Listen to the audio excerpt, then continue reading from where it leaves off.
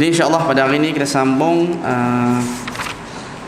dalam fiqh manhaji, kitab fiqh manhaji mazhab Syafi'i pada muka surat 22. Masih lagi dalam mana kita?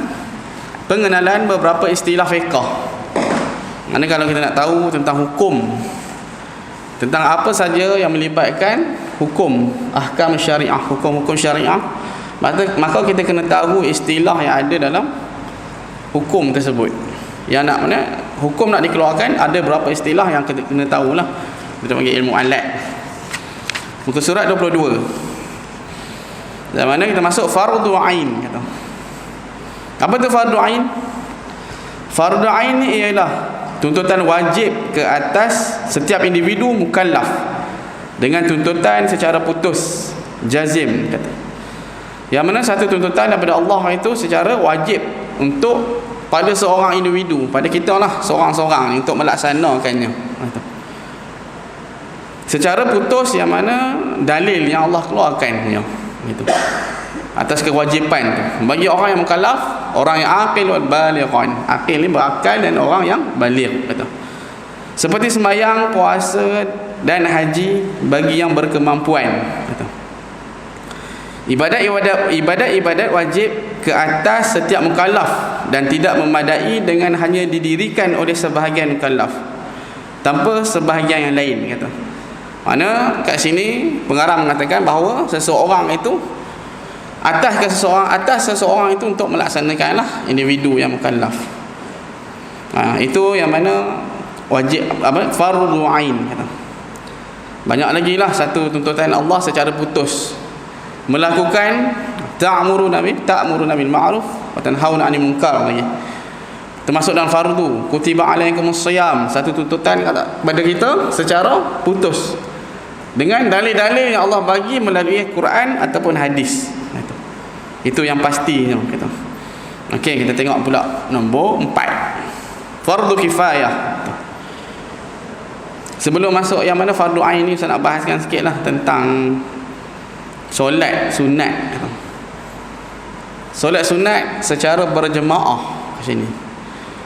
Yang mana semalam kita ada buat solat sunat tasbih kan. Ada ustaz bahaskan sedikit tentang perbezaan antara solat-solat sunat yang ada.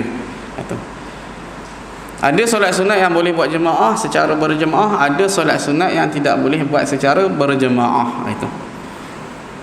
Yang ini ulama membahagikan kepada beberapa jenis solat sunat yang ada. Yang pertama solat sunat mutlak.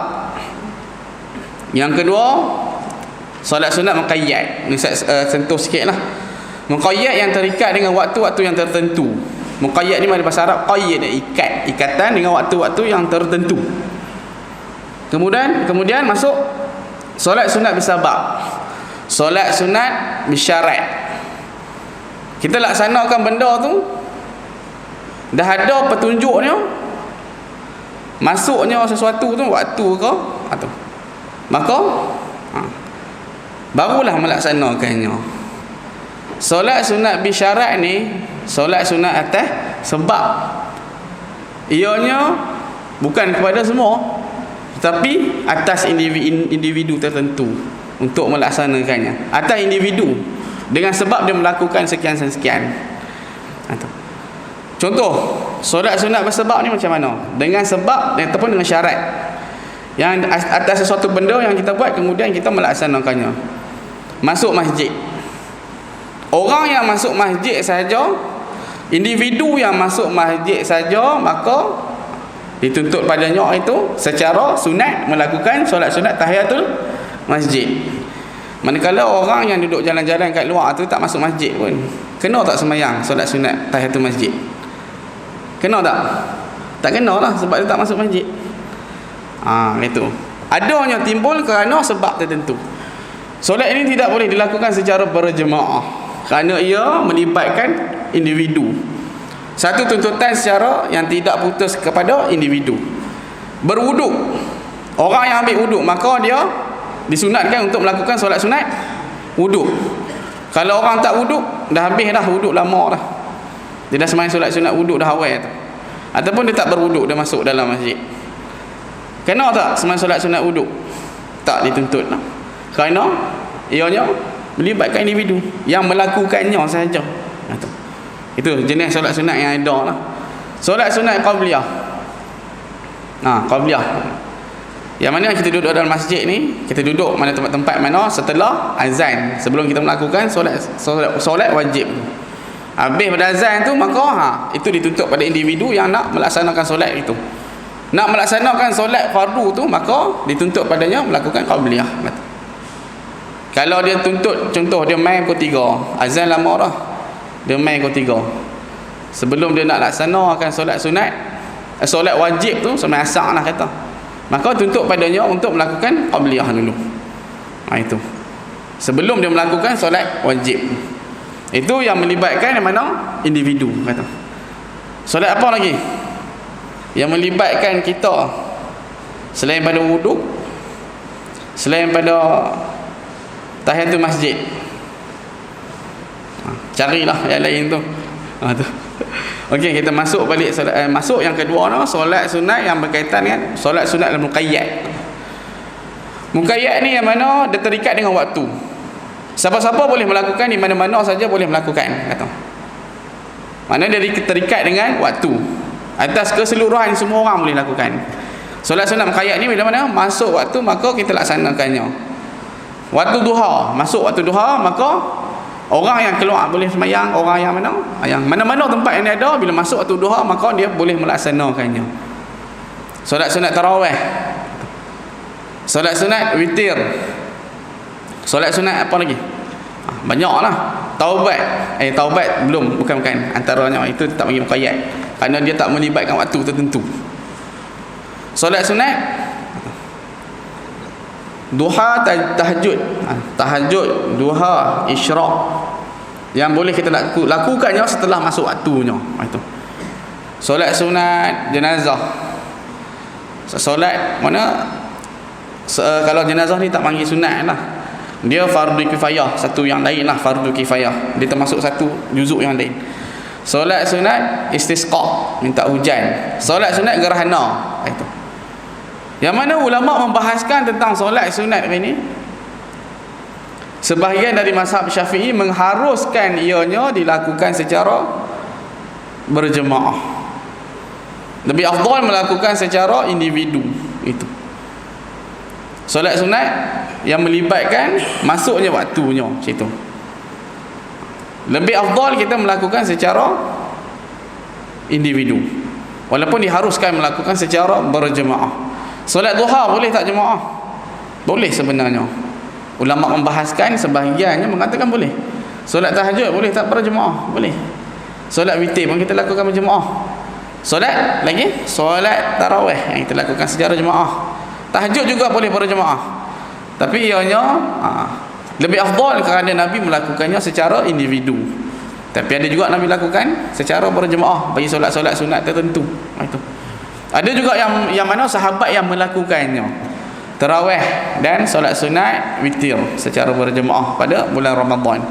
Dan sebagian ulama yang mana mengatakan bahawa solat sunat berjemaah ni, solat sunat yang kita nak lakukan elok berjemaah pada bulan Ramadan.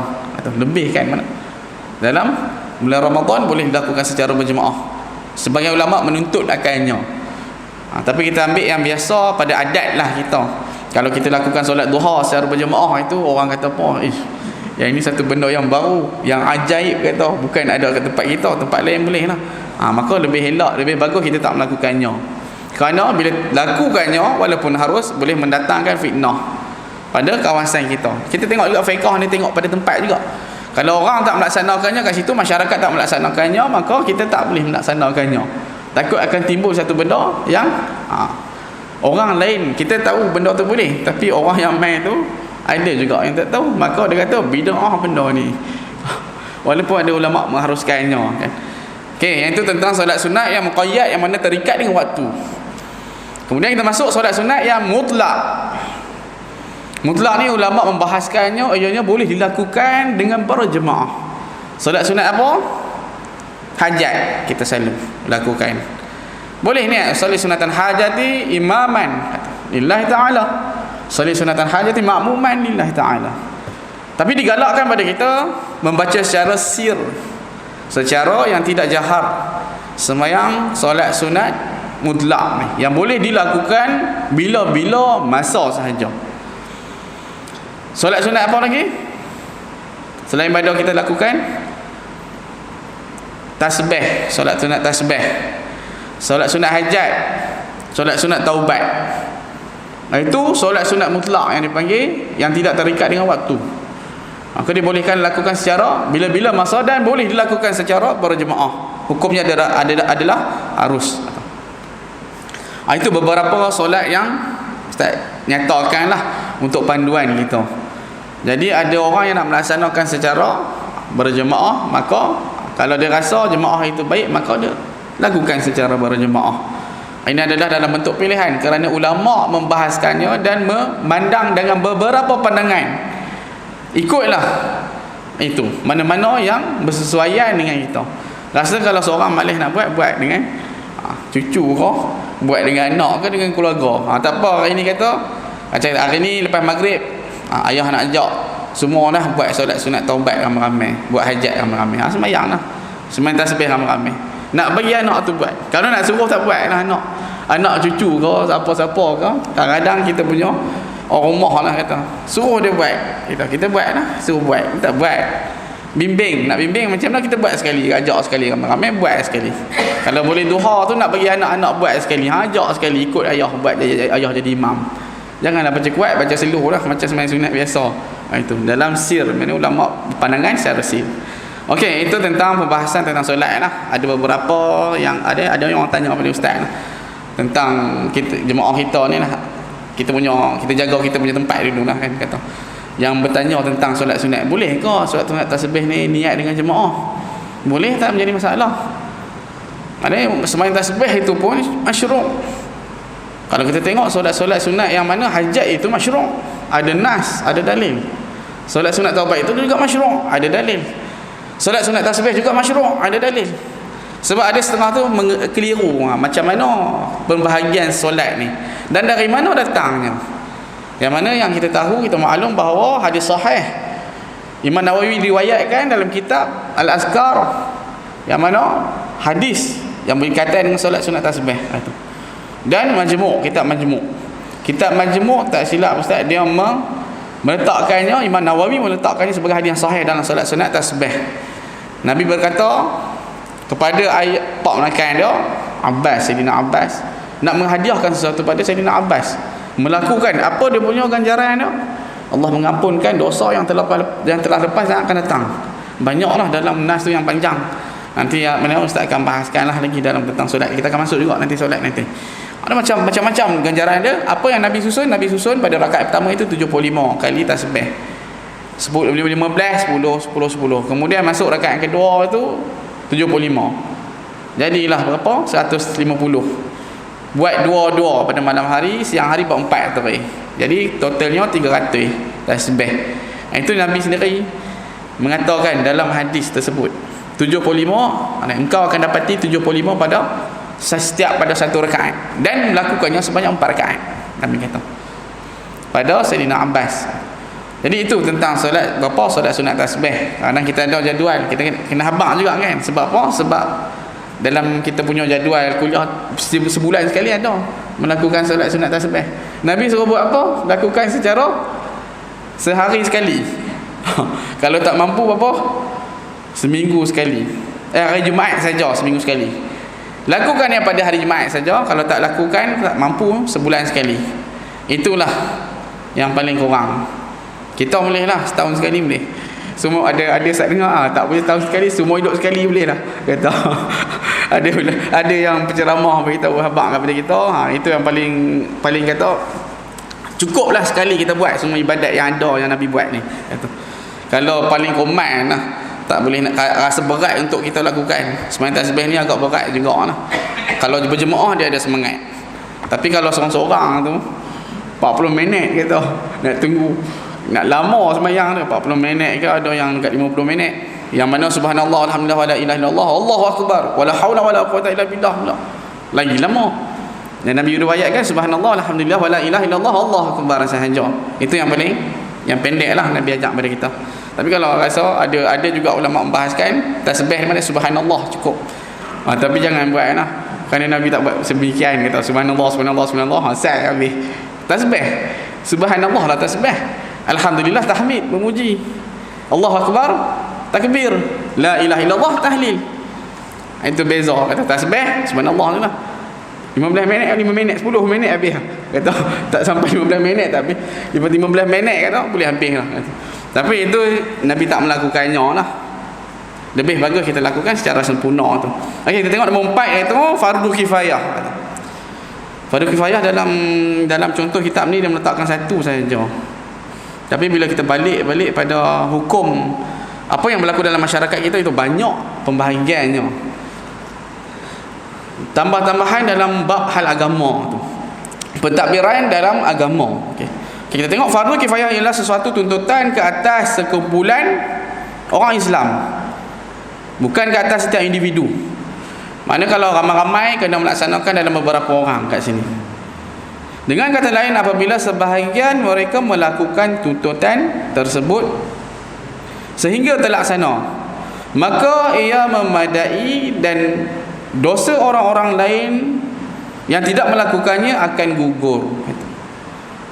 Tetapi semuanya dianggap derhaka dan berdosa sekiranya tidak ada seorang pun yang menunaikannya. Itu. Contohnya menguruskan jenazah dan menyembahyang akannya adalah menjadi kewajipan ke atas orang Islam menguruskan jenazah dengan memandikan, mengkafankan, menyembahyangkan dan mengkebumikannya. Kewajipan ini akan tertunai mencapai maksudnya apabila sebahagian orang Islam melakukannya.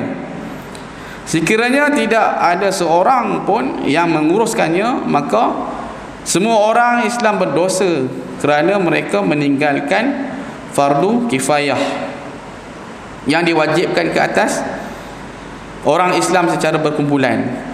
Nah, ini dalam konteks secara umum, dalam melibatkan negeri ataupun daerah kita. Ataupun kalau kita nak lebih detail lagi, fardu kifayah kita letakkan ke atas konteks masyarakat kita, qaryah kita, ahli qaryah. Kalau kita tengok tadi secara umum, memang kata memandikan jenazah tu biasalah, contoh yang biasa. Dan semayang fardu secara berjemaah itu. Tapi kalau kita tengok sebahagian daripada ulama mengatakan membahagikannya secara kecil, secara spesifik lah dalam bentuk qaryah kita. Apa yang wajib kita laksanakan dalam tuntutan fardu kifayah ini dalam qaryah kita? Dalam hal agama khasnya, kena ada pelantikan. Contoh saya tahu, kita ada JK, senang sebab masjid ada. Yang mana bagi semua orang Islam dalam qaryah ni, fardu kifayah ke atas qaryah kita untuk menguruskan pentadbiran masjid kita dalam sistem yang berbagai lah. Kalau kita zakat kita dah ada amil, kita ada juga qaryah kita ada amil, dah ada lah untuk zakat fitrah, untuk pengagihan bagi barangan keperluan untuk orang-orang yang susah dalam qaryah kita. Itu. Kalau secara daerahnya kita dah ada juga, dah ada. Sebab Malaysia ni bagus satu halnya, sebab kita ni duduk dalam berbagai, dalam kelompok besar dia ada JAKIM, kecil lagi negeri ada JAIB, lagi Jabatan Agama JAIB luas lah atau satu Perak, masuk kecil lagi Jabatan Agama Daerah, Jabatan Agama. Dalam ni lagi organisasi kita AJK Masjid, ada lagi kecil lagi, AJK kecil-kecil lagi.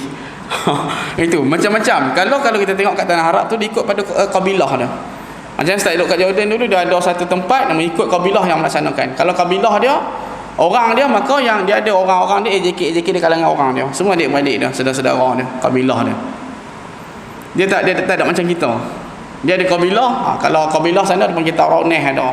Di belakang dia, contoh saya kata, nama Muhammad, kata Muhammad Irsyad Tarauneh kata. Muhammad Aizat Tarawneh, nama belakang tu kabilah dia. Mereka ada yang melaksanakan untuk hal agama. Dia tak bergantung pada daerah dia. Kata majlis fatwa negeri dia. Fatwa negeri yang mengeluarkan apa yang difatwakannya. Jadi kalau konteks yang kita tengok melibatkan qaryah kita, apa yang penting, apa yang pertama, kalau kita tengok daripada hadis Nabi itu, orang kita duduk, contoh saya tahu, kita duduk pada tempat kita sendiri, kalau keliling kita, jiran-jiran kita, antara 40 buah rumah sekeliling kita, adanya yang susah, orang yang susah, yang tak makan, yang mana kita selesa duduk dalam makan makanan yang banyak, adanya dalam jiran-jiran kita yang terdekat ni yang mana tak makan, maka berdosalah orang-orang yang sekeliling ni kerana menghiraukan orang-orang yang susah tadi, tak mencari. Gitu. Daripada apa yang diriwayatkan oleh Nabi. Tapi kat sini bila kata dia panggil situ, dia panggil fardu kifayah. Memang kalau kita nampak atas seseorang kena cari orang yang susah sekeliling qaryah kita. Tapi bila kata ianya fardu kifayah, tuntutan atas sebahagian, maka kita wakilkan orang yang menguruskan hal kebajikan.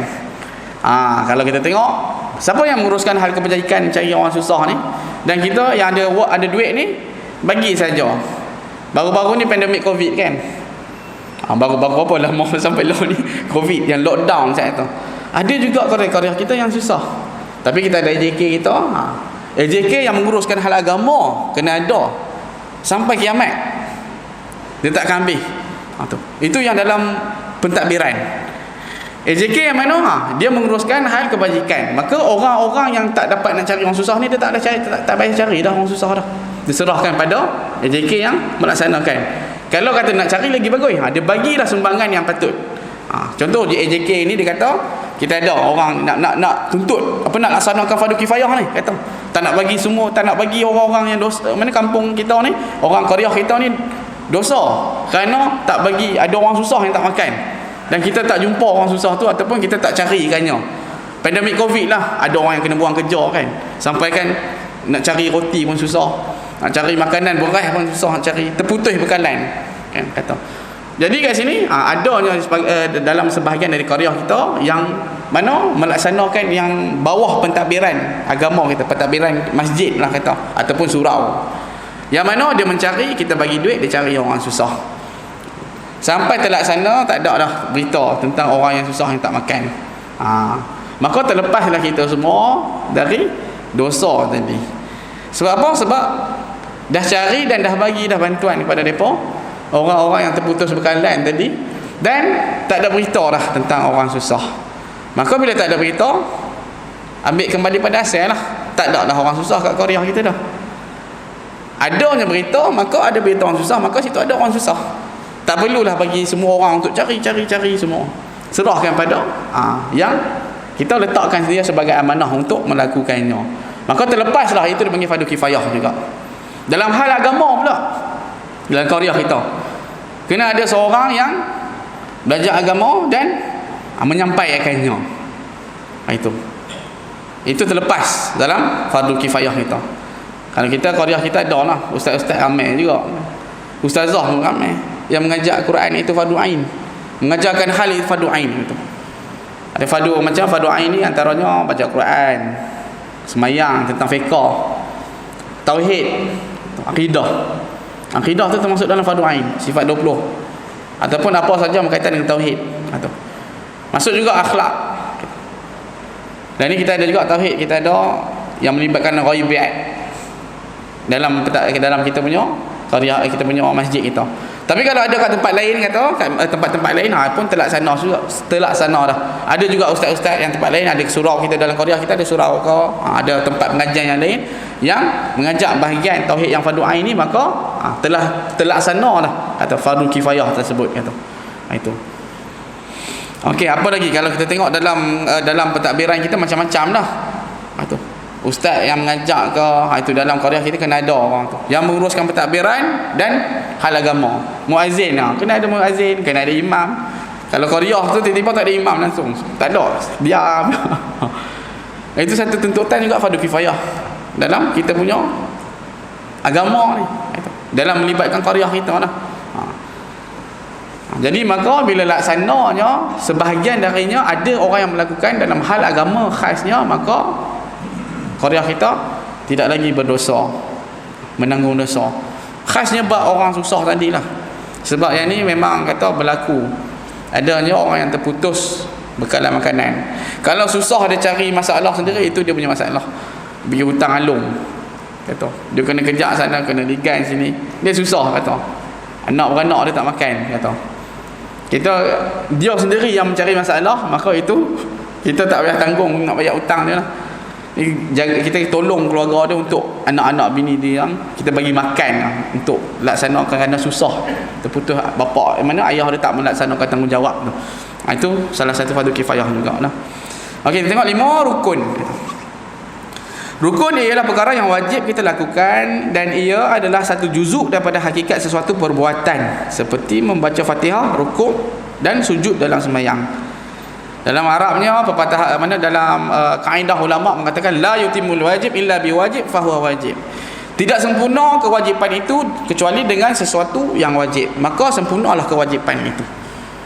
Wajib kita melakukan solat, ini rukun.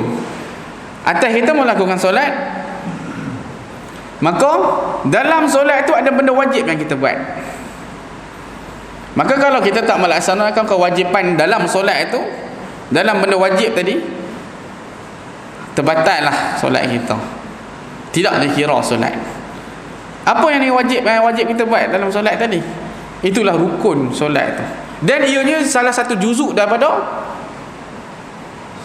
perbuatan itu juga, dia kata salah satu juzuk, maknanya kewajipan tu duduk dalam wajib tu. Wajib melaksanakan solat, wajib melakukan perkara wajib dalam solat tu. Rukun itulah maksudnya, kata. Apa rukun? Baca surah Fatihah lah. Rukun yang biasalah kita tahu, rukun qaulinya, rukun fi'linya, kena rukuk semua, sembahyang semua tu. Wajib sembahyang. Dalam sembahyang tu wajib melakukan benda-benda tu. Itulah rukun tadi. Dan ianya dalam solat tu, bukan luar solat. Itu dia panggil rukun. Jelas tak? Satu kewajipan dalam kewajipan juga. Itu. Okey, syarat yang ke-6. Syarat ialah perkara wajib yang kita lakukan. Sama lebih kurang tadi. Tapi macam mana? Tetapi ia bukan satu juzuk daripada hakikat satu perbuatan. Bahkan ia adalah muqaddimah, permulaan. Kepadanya seperti berwuduk, masuk waktu, sembahyang dan menghadap kiblat. Satu perkara wajib yang kita kena laksanakan dalam kewajipan tu, mana? Kita nak melaksanakan satu benda yang wajib tu. Syarat ni adalah satu benda yang wajib kita laksanakan, tapi bukan dalam kewajipan tadi. Dia luar pada kewajipan tadi. Wajib kita melakukan solat, kata syarat ni. Maka kita kena laksanakan apa? Kena berwuduk, kena menghadap kiblat, kena laksanakan semua tu. Itulah syarat. Tapi bukan dalam solat. Kalau dalam solat tadi, kewajipan yang dilakukan dalam solat itu dia panggil rukun. Tapi kalau kewajipan dilakukan pada luar solat itu dia panggil syarat. Benda yang wajib kita lakukan, tapi bukan dalam kewajipan tu, kata. Bukan dalam solat tu. Solat tu dah wajib, tapi dia kena tunggu apa? Kena laksanakan semua syarat wajib solat tadi. Apa yang kena buat? Kena tunggu yang kita laksanakan luar pada sembahyang tadi. Benda yang wajib nak kena laksanakan. Apa? Yang pertama, biasalah, kena masuk waktu sembahyang. Lagi, sembahyang sunat pun kena masuk waktu juga. Yang sembahyang sunat yang saya kata yang muka ayat tadi. Okey, masuk waktu solat, menghadap kiblat, tempat yang kita nak sembahyang itu bersih, diri kita ni bersih, suci daripada hadas kecil, hadas besar, kata. Benda-benda tu kena laksanakan semua sempurna, barulah itu wajib benda yang kita buat tu. Kemudian barulah kita boleh melakukan kewajipan yang kata yang Allah perintahkan itu. Itulah syarat. Kalau rukun tadi kita beza, dia duduk dalam sembahyang. Wajib buat tapi dalam sembahyang. Wajib buat dalam wajib. Syarat pula wajib buat luar wajib. Wajib buat benda tu tapi luar pada sembahyang tadi. Itu dia panggil syarat. Okey, kita tengok pula nombor 7. Kalau kita dah bahas bab syarat, bab rukun, bab fardu kifayah, barulah boleh kita cakap hukum ni apa? Hukum ni haram. Haram apa? Tahu dah. Haram buat benda ni dapat dosa. Bila meninggalkannya dapat pahala. Sunat apa? Sunat. Kata, jom kita buat benda sunat. Kata, benda ni Nabi buat ni sunnah. Hang tak buat ni bid'ah, ni bid'ah. Tapi bila kata bid'ah, bid'ah tu apa? Ya Allah alam, bid'ah tu hukum. Hukumnya haram. Bid'ah tu bukan hukum. Bid'ah yang Nabi buat, Nabi tak buat benda tu. Tapi hukum dia ada. Bid'ah tu ada pembahagian bid'ah hasanah dengan sayyi'ah. Bid'ah yang buruk dengan yang baik, kata. Mana? Bid'ah tu bukan hukum. Hukum tu haram.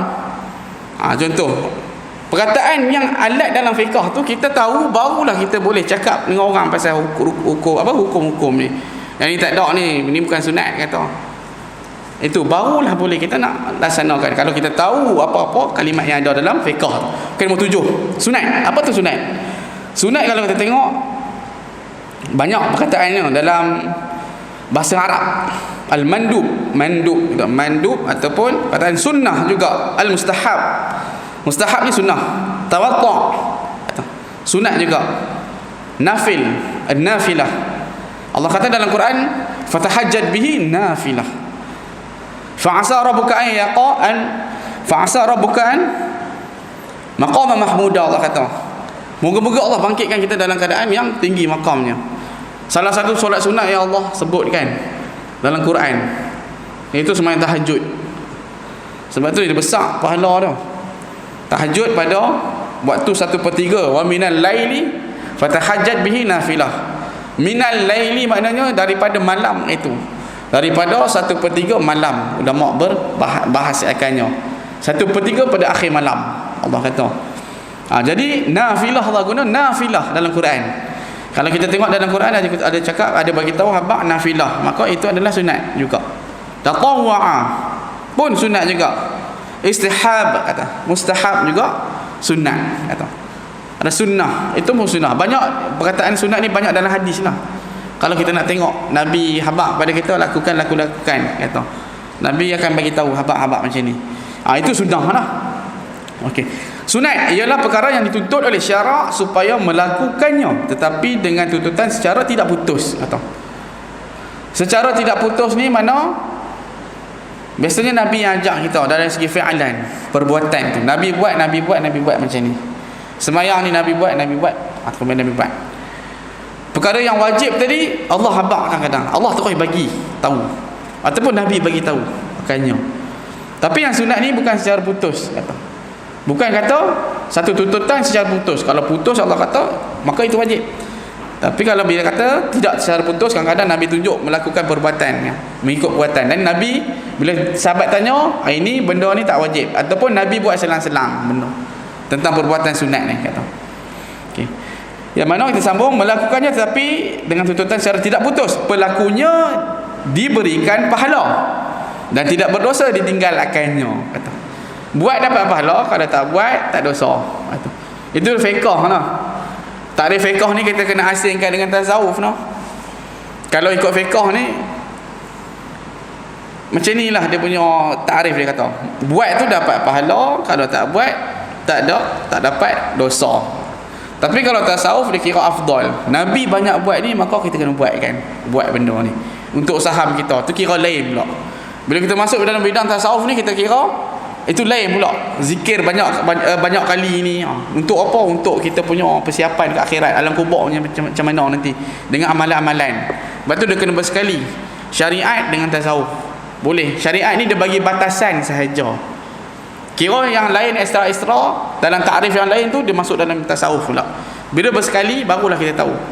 Kalau tak belajar syariat jadi macam tu lah. Tasawuf ni dia belajar sampai dia uzlah dalam satu tempat, tinggal semayang, kata. Zikir sahaja. Tak ada batasan, tak belajar syariat. Batasan mana yang boleh dan tak boleh.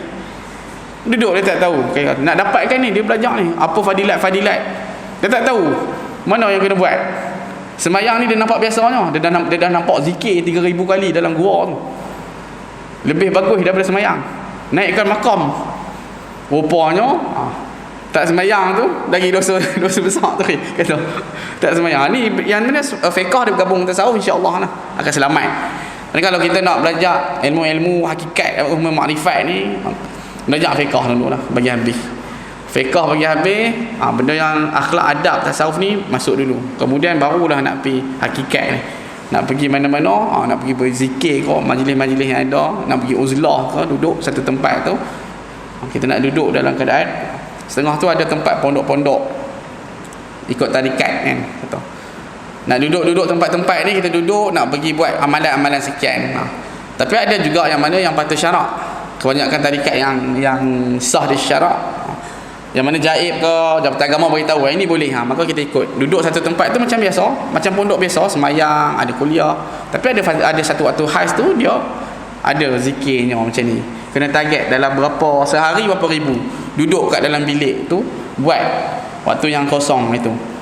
Itu dia ada berapa tempat. Tapi jangan kita pergi tempat yang mana kat satu tempat tu, contohlah saya tu duduk sembahyang tak ada apa, zikir duduk dalam rumah, duduk tak ada pun sembahyang jemaah kat dia punya rumah, tak ada tempat sembahyang kata. Itu lebih baik jangan ikutlah, ambil yang sah di sisi syarak tu. Okay, kita tengok contoh solat sunat duha. Ini sunat. Sembahyang malam, berpuasa 6 hari di bulan Syawal dan lain-lain. Ibadat-ibadat ini akan diberikan pahala apabila dilakukan, tetapi tidak berdosa jika ditinggalkannya. Ini selain perkataan al-mandu, perkataan sunnah, mustahab, tatawwu' dan nafil, kata memberi makna yang sama. Ini nombor 8 pula. Harus iaitu suatu perkara yang sama sahaja sama ada melakukannya atau meninggalkannya. Kerana syarak tidak memerintahkan kita supaya meninggalkannya, dan tidak juga memerintah kita supaya melakukannya. Bahkan diberikan kebebasan kepada kita untuk meninggalkannya atau melakukannya. Oleh itu perbuatan tersebut tidak diberi pahala atau dosa sama ada ia dilakukan atau ditinggalkan.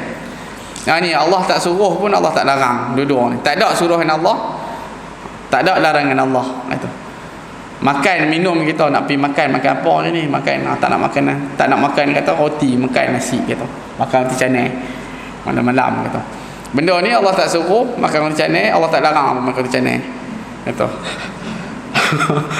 satu benda yang tak ada apa-apa pun dapat. Itu mengikut syariat fiqh lah. Boleh nak kerja apa, kerjalah. Tak ada benda yang haram, tak ada benda yang wajib dalam kerja tu. Itu mengikut fiqh. Tapi kalau mengikut tasawuf, kembali pada niat pula.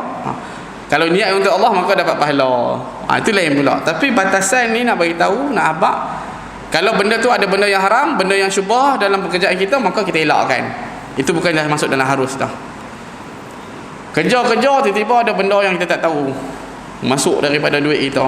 Buat pelaburan, tapi pelaburan apa tu tak tahu. Masuk saham-saham, kata Islamik punya saham, kata akad semua cukup, tapi benda apa yang dilaburkan tak tahu. Kata 50% tu punya masuk ke kilang arak. Buat bisnes yang haram. Makanan haram, kata. Benda-benda yang orang kapiak pakai, pinjaman daripada duit tu, buat satu benda yang projek, benda-benda yang haram, maka masuklah kita punya pelaburan tu dalam tu. Jadi benda yang kita lakukan, pekerjaan yang kita lakukan jadi syubhah. Bila jadi syubhah, maka dia masuklah kat situ. Dah bukan lagi harus lah. Kerja kita nak cari kerja yang harus, yang mana Allah tak letakkannya sebagai haram dan Allah tak letakkannya sebagai wajib benda tu. Itu batasan syarak. Tanamlah kita. Elok dah tanaman, buat kebun tu harus dia kata. Harus. Buatlah kata tanam apa, tanam anggur. Tanamlah anggur kita. Elok dah benda tu, tak ada larangan, tak ada suruhan pun dari Allah. Ini nak tengok fiqh lah. Niat itu kira lain, itu kira tasawuf lah. Dalam niat nak jadikan benda tu niat untuk bagi orang makan ke, tanam ni nak bagi sedekah ke orang ke, itu kira lain. Perbuatan yang kita lakukan tu. Tiba-tiba ada main satu orang kapiak ni nak beli anggur, kata nak buat apa anggur banyak ni, kita tanam anggur. Dia kata nak buat arak, nak buat macam-macam lah benda-benda yang memabukkan ni, kata untuk mereka minum, kata. Maka nampaklah ada satu benda yang syubhah dah masuk. Daripada apa yang kita buat tu, kita supplier pada benda-benda yang haram, maka terjebak dengan haram lah benda yang kita buat tu. Yang mana kita tahu lah, tanam pisang banyak-banyak, pisang yang tanam tu benda tu harus je, Allah tak suruh dan Allah tak larang pun. Tapi mainlah orang Hindu, kata dia kutip, kata Dia nak beli pisang kita dengan harga yang mahal, nak buat sembahan dia, nak buat air raya dia. Itulah upacara agama. Kelapa nyok ke, pisang ke, tanam nyok banyak jual kat India tu. Kadang-kadang kat Hindu pun. India ni ada Islam, ada bukan Islam, Hindu saat tu. Jual lah nyok kat sana. Dah tahu dah nak buat apa, nak buat upacara keagamaan. Jadi bila kita tahu benda tu dah masuk, benda ni tak boleh dah, haram kata. Menggalakkan dia dalam penyembahan kesyirikan. Maka bila masuk macam tu, datangnya perkara yang haram, dan nampak dah kat itu haram. Itu batasannya. Tak jadi harus dah pekerjaan ni yang kita buat tadi tu. Maka benda tu tak boleh. Contoh. Okey, kita tengok sikit lagi. Bahkan dia diberikan kebebasan kepada kita untuk meninggalkannya atau melakukannya. Oleh itu perbuatan tersebut tidak diberi pahala atau berdosa, sama ada yang dilakukan atau ditinggalkan. Contoh firman Allah, apabila telah ditunaikan sembahyang, maka bertebaranlah kamu di muka bumi dan carilah kurniaan daripada Allah. Allah habaq sendiri kepada kita, yang penting jaga sembahyang itu, berjemaah.